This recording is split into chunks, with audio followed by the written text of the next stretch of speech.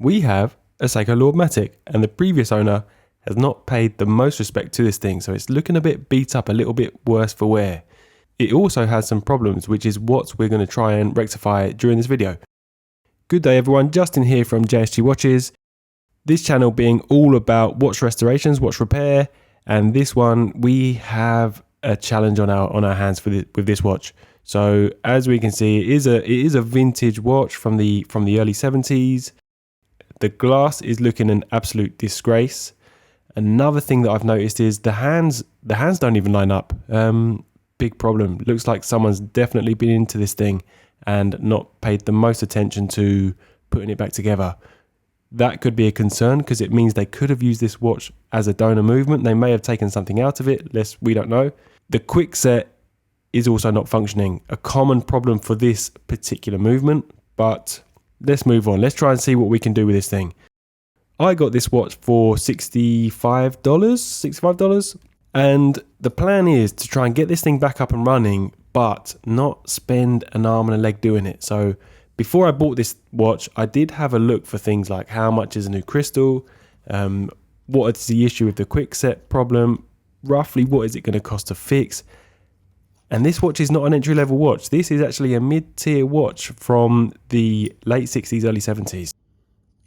Looking to get replacement parts, original replacement parts, is not a cheap thing to do. So I'm hoping we can get this thing back up and running to its former glory.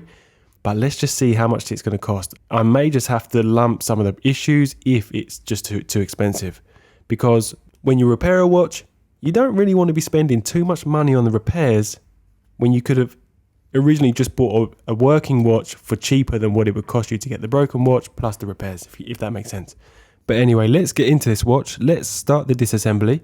The plan is just to disassemble everything, just have a little visual inspection to see if anything jumps out at me that's quite obvious for hopefully a simple fix. If not, are any components broken that may need replacing? We'll give the thing the routine service, a re-oil and a reassembly, and let's just see how this watch performs afterwards. Again, what I plan to do with the case and the crystal is, anyone that saw my previous video for the Seiko 5, that was actually a tester for this watch. Trying to improve a glass crystal, I had a little sample and a tester on a cheaper Seiko 5 just to try and actually sand out using wet and dry sandpaper and some glass polish to sand out the scuffs on the crystal. It actually worked quite well on the Seiko 5, so I'm just praying and hoping that we can get the same results for this, because a clear crystal just brings a watch back to life and just makes it look 100 times better. I can hear some of you screaming at your screens just saying, just change the crystal. But for this particular watch, just say this watch is worth $150. I've already spent $65 on it, and looking for original replacement crystals for this particular case, they start at about $50 themselves alone. So the crystal is worth almost what I paid for the watch. If you combine them two together, you might as well have just bought a Lord Matic that had no problems and a decent crystal in the first place. Just using the watchmaker's spirit, let's try and get a watch that's damaged and broken and just try and add some value to what we have, whilst also learning a new skill in the process. I have high hopes for this watch, and I think we can get this thing, one, looking very nice, and two, I believe we can solve the problem. I've got an inkling what I think the problem is. As mentioned, there is a common problem with the quickset of this particular movement. I think we can fix it. Continuing on, the movement is out of the case, and we are just starting to disassemble some of the components, just getting everything prepared and ready for a clean. So I have the dial side up at the minute, and what I'm removing here is everything to do with the motion works and the keyless works. The motion works is everything that controls the watch hands. The keyless works being the complication that switches the watch between either winding the watch, changing the time, or adjusting the quick set, adjusting the date, adjusting the day. Seiko being Seiko, they do things different. They don't follow the normal Swiss movement trend. So when working on a Seiko movement, thankfully you can go online and you can find typically you can find a service manual for the particular movement you're working on. I will link it in the description below for anyone that's interested. but it's a bit different to what you would normally see. The layout and the engineering and the design is quite unique. So when you look at a Seiko movement, instantly you think that's a Seiko movement. But the more you work on Seikos, they do have trends, they do have patterns. And I think they're probably nicer and easier to work on. But as mentioned, this movement has a common problem. This part here is actually the day-date corrector wheel rocker, which is known to be the problem that causes the quickset error.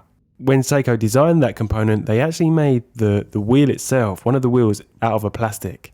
That plastic over time has been known to split. And when it splits, it has no friction between that wheel and the metal gear underneath. So when you try and set the quickset, the gear rotates, but that plastic wheel doesn't rotate and it doesn't engage with the date disc or the day disc. So I have read online, people have actually bought brand new replacement parts, never been used, they've got it out of the packet, and just because it's a vintage piece and that plastic has that shrink problem and the split problem, they've got it out of the packet and the plastic's been split straight out of the bag. Thankfully, there is a guy over in Australia who makes a replacement quickset star. But first thing we need to do, we just need to confirm that that is the problem. So I'm going to put it under a microscope later and we will definitely have a look just to confirm what we believe the problem is exactly what the problem is. But continuing on with the disassembly, and can I just say, this thing, it looks nice. The build quality of this particular movement is definitely on the higher end because you can't see many obvious machining marks, not like the previous video I did with the Invicta. That also had a unbranded Seiko movement, but the machining marks on that were just terrible everywhere. The watch ran well, but it was just clearly a mass-produced movement. This, on the other hand, mass-produced, but just a lot more effort gone into producing these things. Just finalizing the disassembly of the keyless works. So we've got the yoke and the clutch wheel just come out.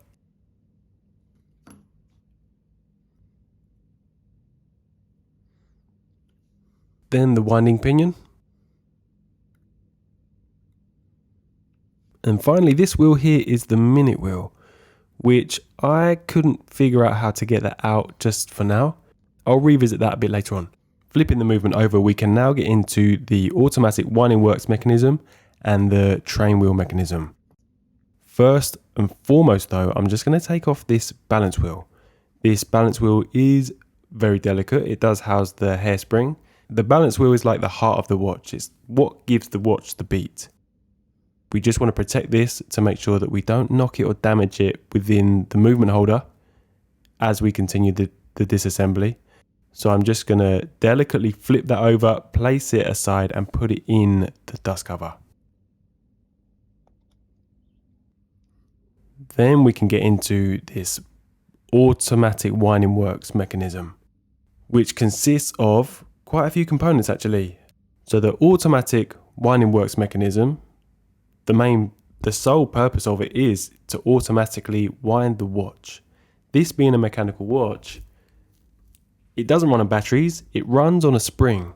And that spring is what I'm winding down now, just releasing the residual power left in the watch. But that spring is what drives the watch. To power the watch, you need to wind that spring up. And instead of manually winding it up, this watch does have manual winding capability. But instead of manually winding it up, it does have a automatic winding works mechanism, which does exactly what it says on the tin. It automatically winds that mainspring. So when you wear it, the rotor on the back of the watch will rotate. It will go through some reduction wheels, which are all connected to the mainspring, and it will slowly and gradually wind up that mainspring throughout the day. But that mechanism will only work if you are wearing the watch. It won't work if you just got it sat on your desk. So that's why if you do have some of these old mechanical watches, if you leave them aside and you don't wear them for a few days, they then stop running because that mainspring just winds down gradually. But here we have the ratchet wheel. The crown wheel on this particular movement is actually connected to the bridge, so you can't remove that. But we have the click spring underneath the ratchet wheel, which I've just delicately removed there.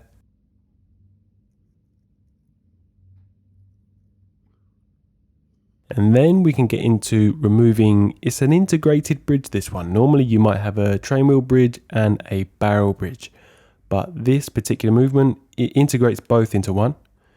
Held down with 3 screws, and we can see it's quite a large plate. So that plate is just what secures all of the train of wheels underneath, as well as the main barrel.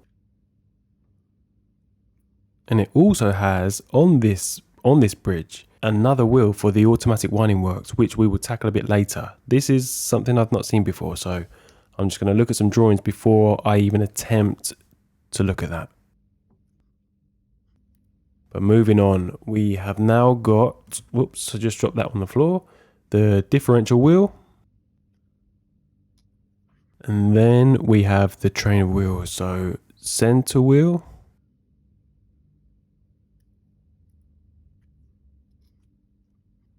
Escape wheel. Second wheel. Again, dropped it. Watches are quite delicate things. Please don't do what I do. Please don't drop stuff. The main barrel, which houses the mainspring. And then this, what I'm removing now, is actually the hack mechanism. The hack being a mechanism which can stop the watch from running. So if you want to hack the watch to set it to a precise time, you have to stop the seconds hand. So this spring and this lever is what pushes against the balance wheel to stop the balance, which in turn stops the watch from being powered effectively and will bring the seconds hand to a halt. I'm having a bit of a challenge removing this. I don't want to go too strong on it. There we have it. Watchmaking can be a bit frustrating sometimes. Sometimes things don't come off easily and you feel like, oh, just give it a bit more welly, give it a bit more muscle, but watches being watches, they're not designed for that. You need to be delicate with these things. But we are almost there. Last thing that remains is this additional mechanism, which is part of the automatic winding works. And we have, that's the first time, that's a jeweled plastic wheel. First time I've seen that. Impressive. But we just got to take off this tiny little bridge. I just wanted to make sure that I wasn't going to miss anything and that there wasn't any hidden springs. Last thing you want is a tiny spring going flying across your desk into oblivion, never to be seen again. So before I tackled this, I just wanted to make sure I wasn't missing something or overlooking. But that was pretty simple. Watch disassembled. Now the challenge, get everything clean. So my cleaning process is quite a crude process because I don't have an official or a proper watch cleaner machine. I just have an ultrasonic cleaner. Another challenge is I still can't get the proper watch cleaning solutions into the country that I'm currently living in. So I'm having to use I do it a 3-stage process. The first stage, an initial clean or degrease, which I'm using lighter fluid, which seems to do the job quite well for now. Then I have a second stage, third stage, which is first stage rinse, second stage rinse. And for that, I just use an IPA solution. For the IPA rinses, I do have to remove anything that contains shellac, so the balance wheel and the pallet fork, just to make sure I don't dissolve the shellac.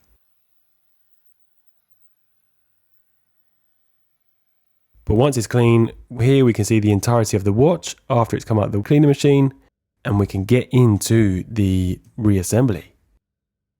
Here, I'm just showing you a sneak of how I do it. So as mentioned, Seiko do have service manuals.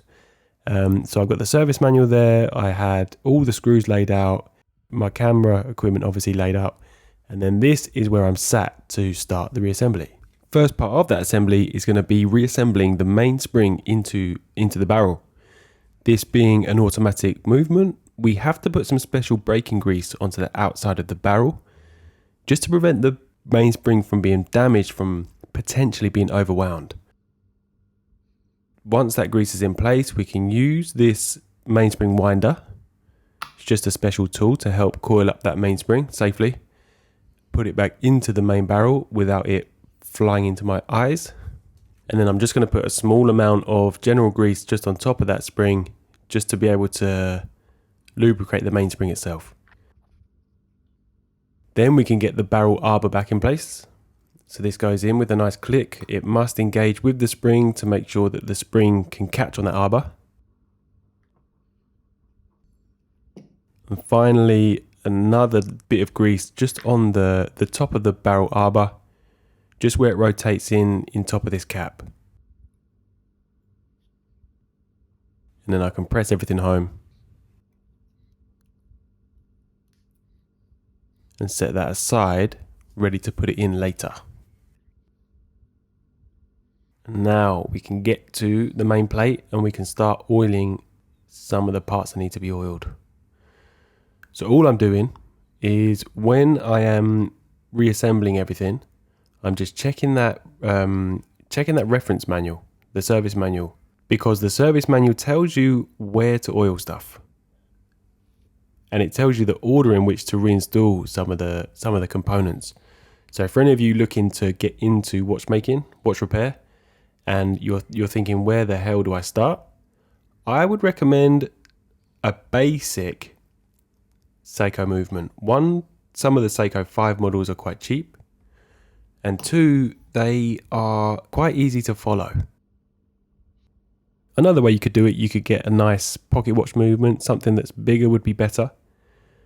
But if you feel a bit confident, a basic Seiko movement would be quite a nice entry level watch to tinker about with.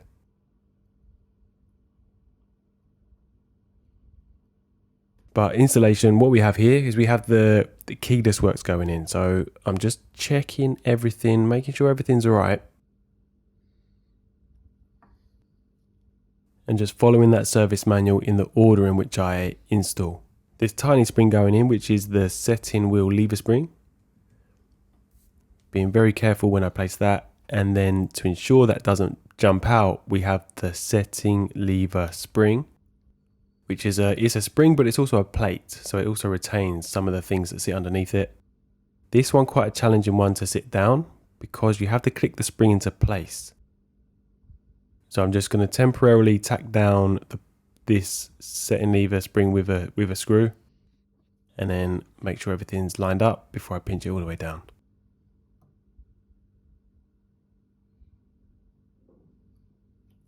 And there we have it. Just having a little quick check, making sure everything is engaging and behaving as it should, mopping up any excess oil, and onwards we go.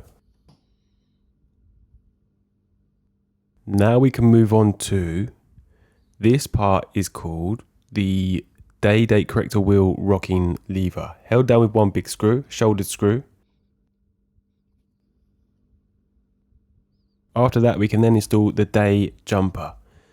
So the day jumper is like a little spring which has a solid part at the end, which engages with the date disc and snaps it into position.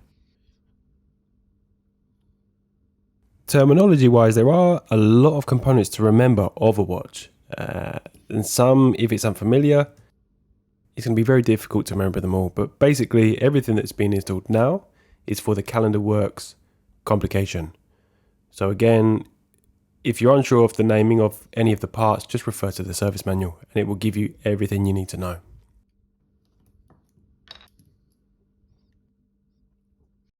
So now we're moving on to this part that we thought was the problem, the day-date corrector wheel rocker. When we look at it closely here, we can see the split. So I have actually ordered the replacement star. In order to install that, we need to split it up. So I've got my jeweling tool here, which I'm actually using as a staking set somewhat. And this is just going to push the middle pin out to separate that assembly. Then we can lay all the components out and we can see exactly what's going on here. And here, there you see they're split. That plastic wheel is dead. That is what was causing the issue, I hope.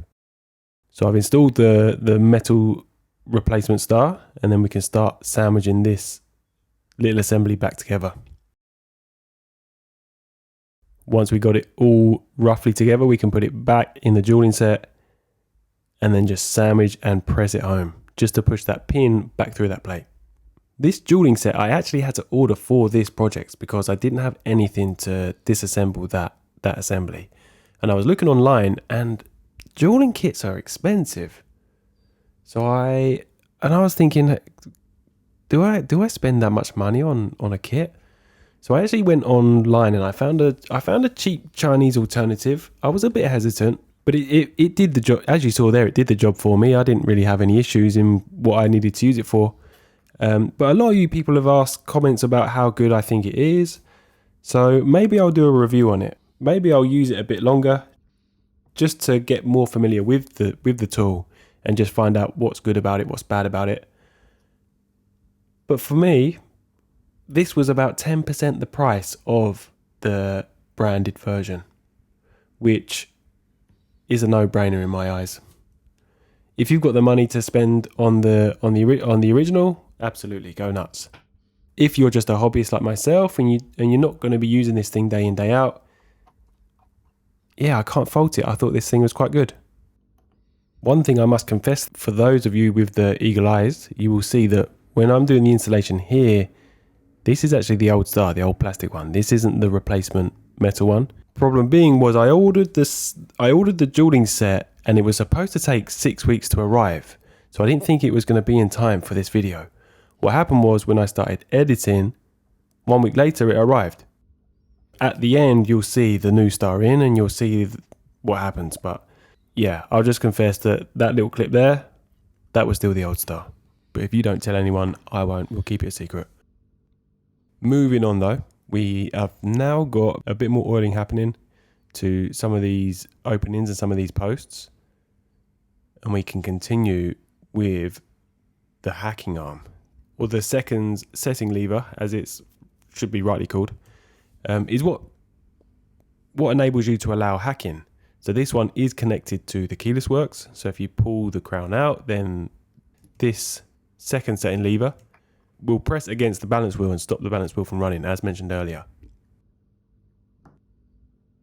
Main barrel has just gone in.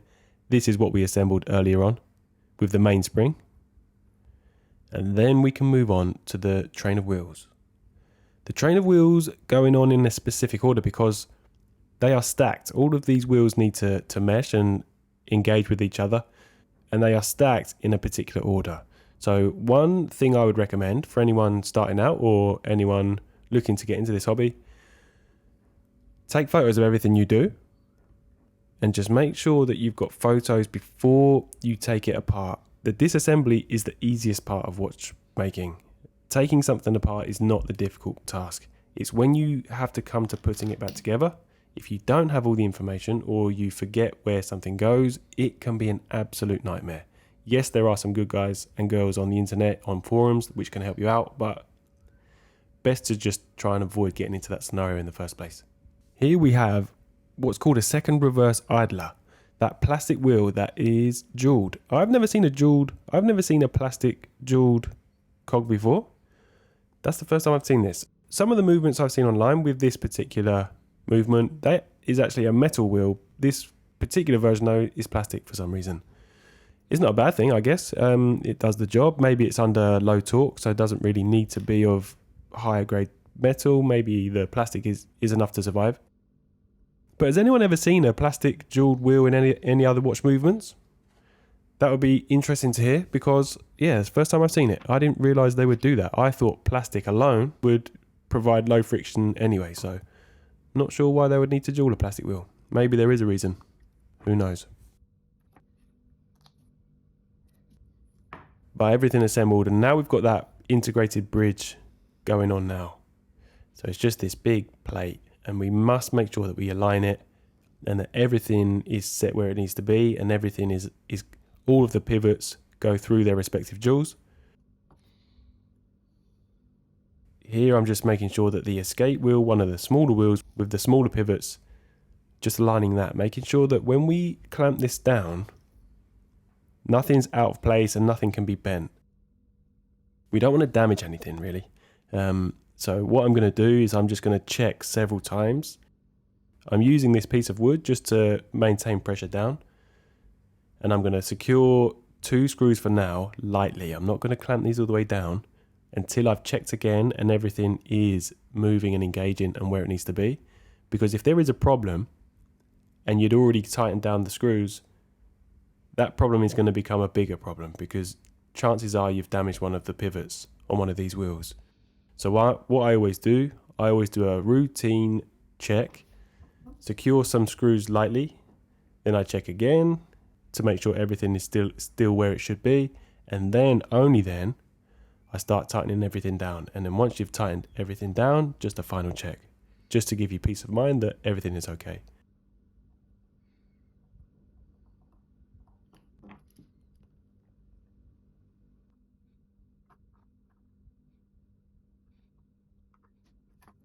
So here we can see we rotate the first wheel in the train, which is the main barrel, and the escape wheel is also rotating. It's exactly what we want to see. So this one is done. No issues here. We then put a small amount of oil between the arbor and the bridge, just because this is metal on metal. There's no jewel there. This being rotating part, we just want to try and reduce the friction to prolong the life of this watch. We don't want excessive wear. If there was no oil between the barrel arbor and the barrel bridge, what that would cause, that's just metal rubbing on metal. So what that would end up doing is, the barrel arbor is quite a hard steel, the barrel bridge is made out of a plated brass. So as you'd imagine, the harder steel is going to wear away the softer metal, which would be the bridge, and it would just cause side shake on that barrel arbor, which is not something that you want. Some people might think that your watch can run without a service and it doesn't really need to be serviced, but you just risk reducing the life of the watch or requiring a bigger, more expensive repair further down the line. This movement, however, doesn't seem to have any major issues. I don't think this watch has been used for a long time. I think this has likely been sat in someone's drawer without use. Remember when we first inspected the watch, we saw that it had clearly been tampered with. The hands didn't align, something was up with it. Someone had definitely been inside this watch.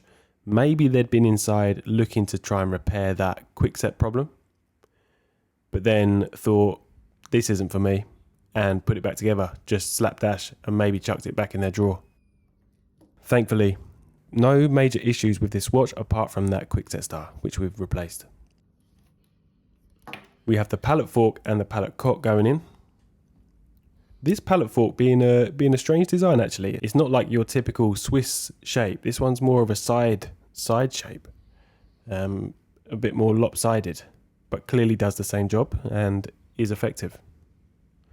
I'm just checking that the pivot lines up with the jewel before we put in this screw. It's only held down with one screw. So terminology of a watch, I mentioned in a previous video, but there is differences between a cock and a bridge. A bridge is something that spans over a pivot with 2 or more screws, whereas a cock is more like a cantilever. So this pallet cock is held down with one screw, and it's like a cantilever to hold down that pallet fork.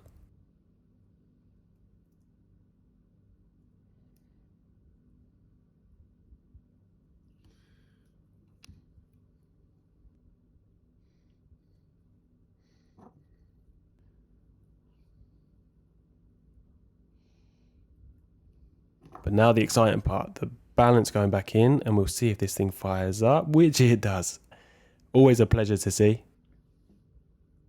Maybe it's just me, but I'm quite new to watchmaking, so every time I get to this point of the watch rebuild, I'm always nervous that I've done something wrong, put something in incorrectly, or damaged something.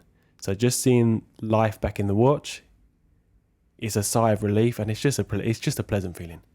And looking at this, the amplitude looks healthy on this watch. This is looking like it's ticking along nicely. Now we know that the watch is back up and running, we can start with the final touches, getting this thing completely assembled. The first reverse idler going in now is held with this small little retaining plate, pinched down with one screw. This part of the automatic winding works.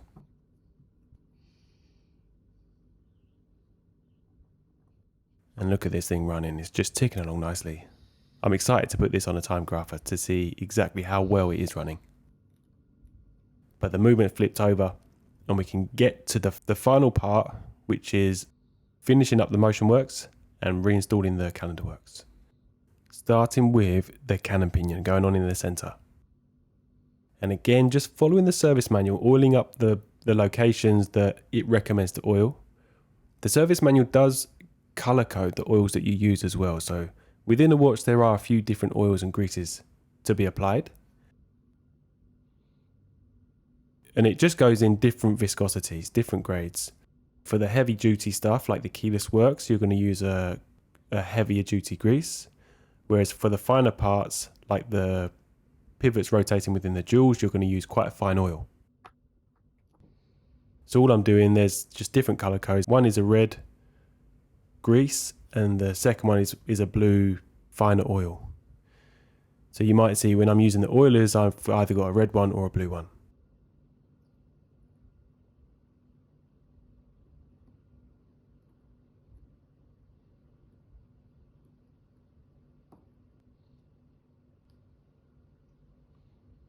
Date disc going on here and just holding it in with that retaining spring. And then a date disc guard, which just prevents that date disc from popping out. Quite a simple method of retaining it in place, just held down with one screw.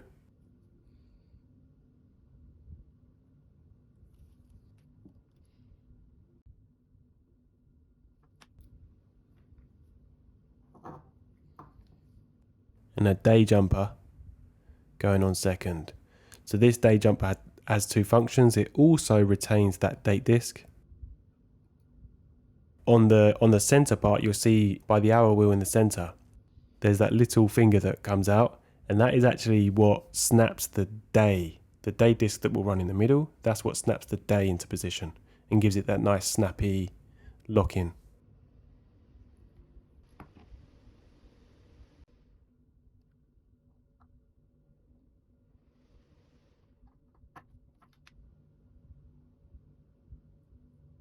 We then have an intermediate wheel for the day correction. This is what engages with there's a gear underneath the day disc, and this is what engages with that day date rocking arm, the one that we replaced that metal star on. And I'm just going to give everything a quick clean, give everything a mop up, because what we've got going on next is going to be the day disc. And then what we can do is, moment of truth, we can secure this down with a little brass clip, making sure it's meshed with that day jumper.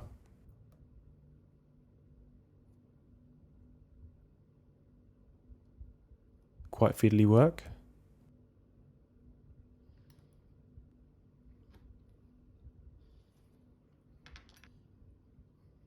Clip going on. The moment of truth, will this thing work? Can we set the date? Can we set the day? And look at this. Seems like a simple fix, but you're never sure until you see. Proof is in the pudding, and here we go. Look at that snap now. Everything back up and running like it was new. So I'm pleased. We've got one problem solved.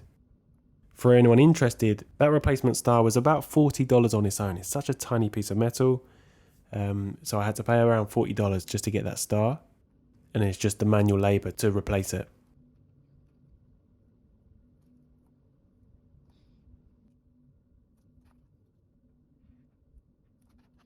Dial's been put on, and now we can just finalise the movement side and just put on the hands.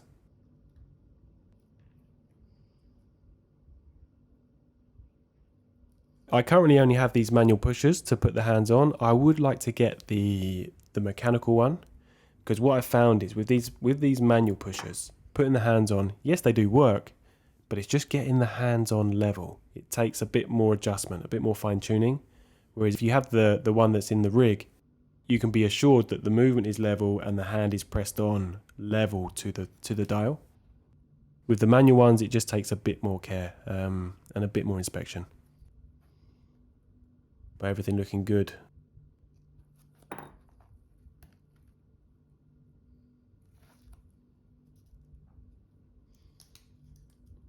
Hands now on.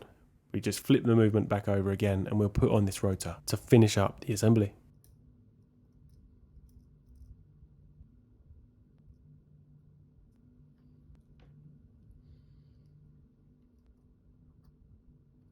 Give it a little bit of a wind.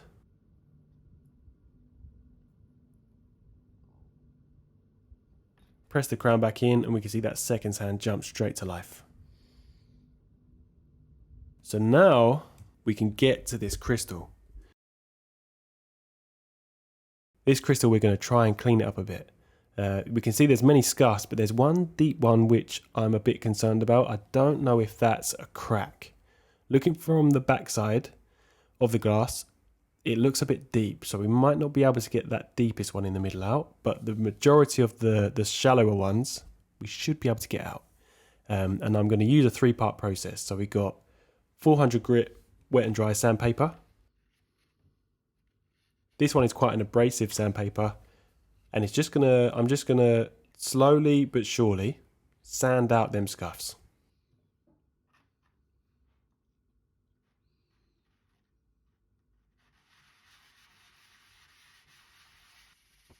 Temporarily giving the crystal a wipe and a check just to make sure I'm not going too deep. But this process is going to take around 20 minutes just to gradually sand out them scuffs.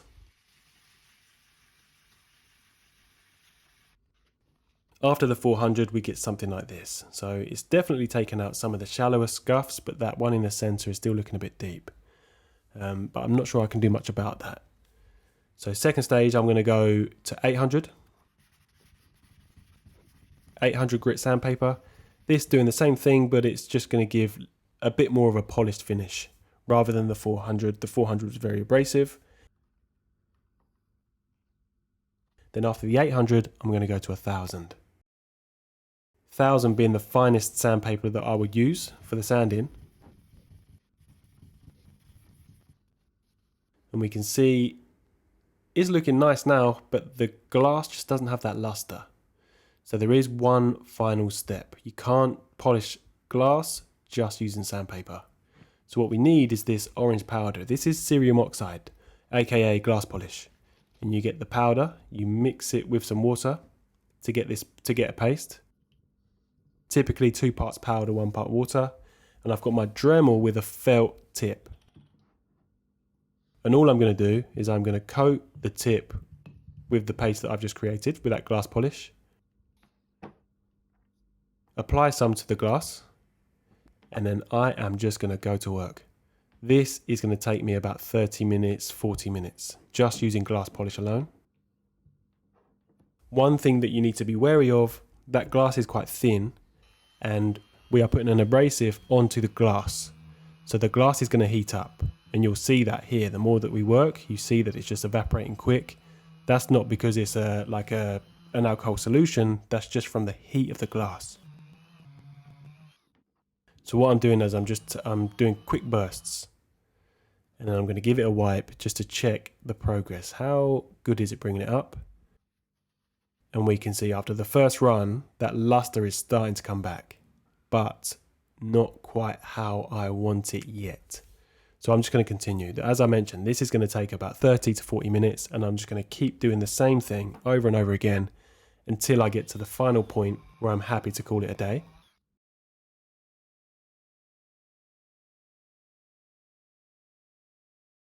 This is what I ended up with. So we can see that tiny deep scratch within the middle. I couldn't get that all the way out, but in comparison to what we started with, night and day. It's just such a transformation. A cleaner crystal on a watch transforms a watch, just makes it look so much nicer. And I've given the bracelet a nice clean in the ultrasonic bath. I put it in for around 30 minutes just with some detergent, just to get rid of some of the grime in between the links, get that looking nice and clean, and then we can get to rehousing the watch within the case.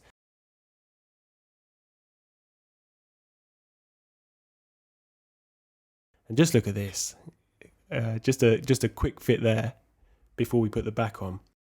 That glass that's been cleaned up just makes this watch look 100 times better.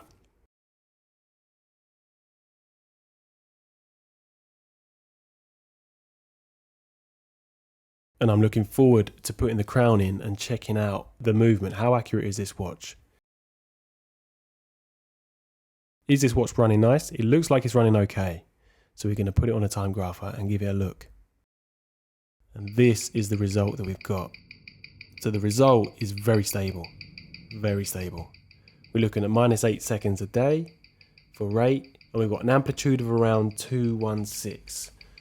I did fully wind this. The maximum amplitude I could get for this was about 230, but I think that's quite common for these older vintage Seikos. A new mainspring might help that, but for this, we're on a budget. We just want to get this watch back up and running and looking nice. And the value that we got there, that's respectable. That's a very decent output.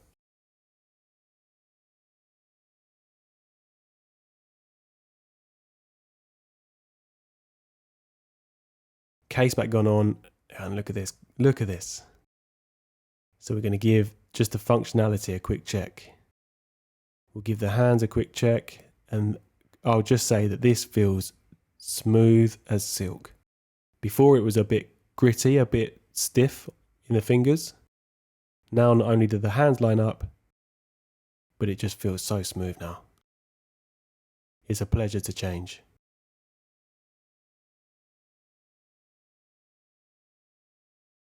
And then let's just get that quick set, another check. There we go, we've got the day change there by rotating the crown clockwise. And if you rotate the crown anti-clockwise, it changes the date. Success.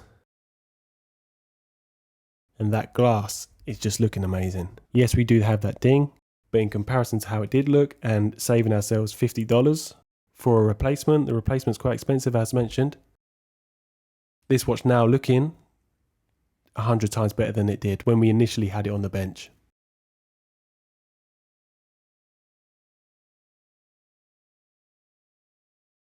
There we have it. I'm very pleased with the outcome of this watch, and putting it on my wrist. I have an 8¼ inch wrist, so yes, the watch is a bit small. I do have the links stretched out as far as they will go, but I've been wearing this watch for the past 2 weeks, and I love it. I honestly love it. I'm just so happy that we've brought it back to life, and it is now looking far more presentable than it did. So I'd just like to say, for all of you that have stuck around for the whole video, this one's quite a long one. Thank you for joining me. If you enjoy what you see, please subscribe, please like, please comment what you enjoy watching, and I shall see you guys in the next video. So take care, and I'll see you soon.